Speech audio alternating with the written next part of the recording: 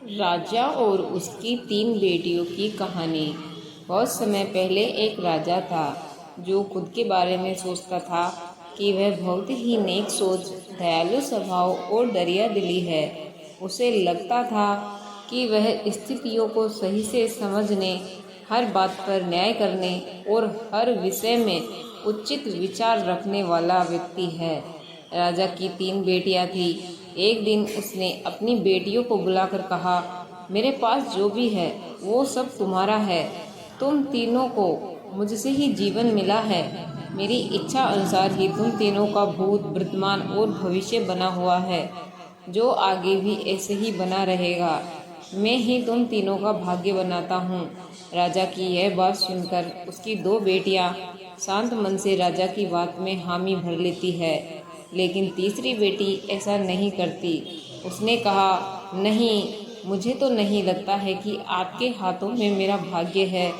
राजा यह सुनते ही गुस्से में हो गया और उसने अपनी तीसरी बेटी की कही बातों को एक चुनौती के रूप में स्वीकार किया। उसने खुद को अपनी तीसरी बेटी के सामने सही साबित करने की ठान ली और उसे जेल में बंदी बना दिया। इस तरह से राजा की तीसरी बेटी कई सालों तक जेल में ही बंद रही। राजा और उसकी बाकी की 2 बेटियां राजसी जीवन जीते रहे। राजा मन ही मन सोचता है कि यह मेरा ही हुक्म है जो मेरी जिद्दी बेटी जेल में कैद है। लोगों को भी यही लग रहा होगा कि राजा का ही हुक्म है जो उसकी बेटी को ऐसा भाग्य मिला है। उसकी प्रजा के लोग भी यही सोचते थे।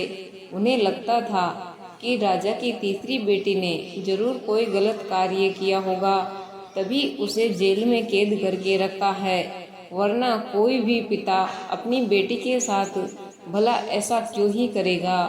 राजा कभी कभी जेल में कैद अपनी तीसरी बेटी से मिलने के लिए जाता था। उसकी बेटी बहुत कमजोर हो गई थी, लेकिन अभी भी उसके विचारों में कोई बदलाव नहीं आया था। मगर राजा अपनी कमजोर होती बेटी की हालत और नहीं देख पा रहा था। एक दिन उसने अपनी तीसरी बेटी से कहा, इस तरह से तुम्हारा जिद करना मुझे बहुत गुस्सा दिलाता है।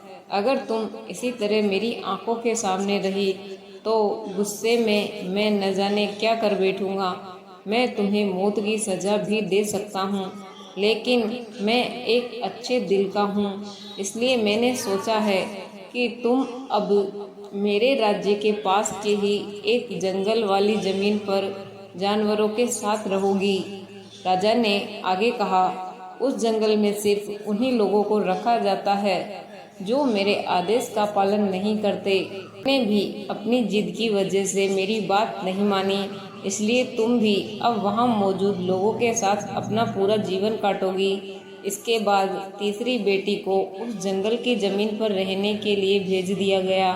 वहाँ वह फल और सब्जियाँ खाने और एक गुफा में रहने लगी।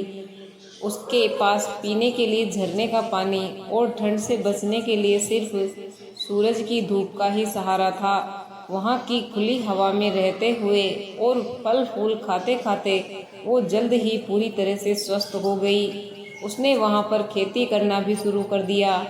गुफा को उसने घर की तरह सजा लिया था और खुशी खुशी वहीं रहती थी। एक दिन वहाँ पर एक भटकता हुआ राहगीर आ पहुँचा।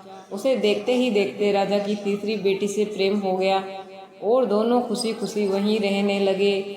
उस जंगल में उन दोनों के अलावा और भी कई लोग रहते थे, जिनकी मदद से उन्होंने उस जंगल को एक शहर के रूप में बदल दिया।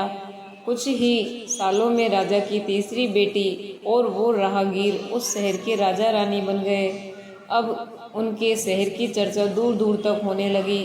जैसे ही इसकी जानकारी राजा को मिली, वह उस जंगल में सब कुछ देखने के लिए पहुंच गया। जब उसने वहां की राजगद्दी पर अपनी बेटी को बैठे देखा और साथ में एक खूबसूरत युवक को, तो उसके होश उड़ गए। राजा की बेटी ने अपने महल में अपने पिता का पूरे सम्मान के साथ स्वागत किया। उसने अपने पिता से उसके बुरे बर्ताव व फैसले के लिए कुछ भी नहीं कहा। जैसे ही राजा वहां बैठा तो उसे एक आवाज़ सुनाई देने लगी जो कह रही थी कि हर इंसान स्वयं ही अपना भाग्य बनाता है। कोई अन्य इंसान किसी और का भाग्य नहीं बना सकता। इसके बाद राजा को स्वयं ही अपनी गलती पर पछतावा होने लगा और उसने अपने सभी बेटियों को अपने भाग्य से आज़ाद कर दिया। उसने अपनी तीनों बेटियों से कहा, भले ही तुम तीनों का भाग्य मेरे हाथों में है, लेकिन हर व्यक्ति खुद ही परिस्थितियों के अनुसार अपना भाग्य अच्छा व बुरा बना सकता है। कहानी से सीख। राजा और उसकी तीन बेटियों की कहानी हमें यह सिखाती है कि कोई भी व्यक्ति किसी का भाग्य बना या बिगाड़ नहीं सकता। हमारा भाग्य स्वयं हमारे हाथों में ही होता है, जिसे हम अपने सूझबूझ से बुरी परिस्थितियों में भी अच्छा बना सकते हैं। तो फ्रेंड्स, कैसी लगी मेरी ये कहानी? यदि पसंद आई हो तो वीडियो को लाइक और ज़्यादा से ज़्यादा शेयर करें और ऐसी ही रोचक कहानियाँ जानने के लिए हमारे चैनल को सब्सक्राइब कर लें। वीडियो को अंत तक देखने के लिए धन्यवाद।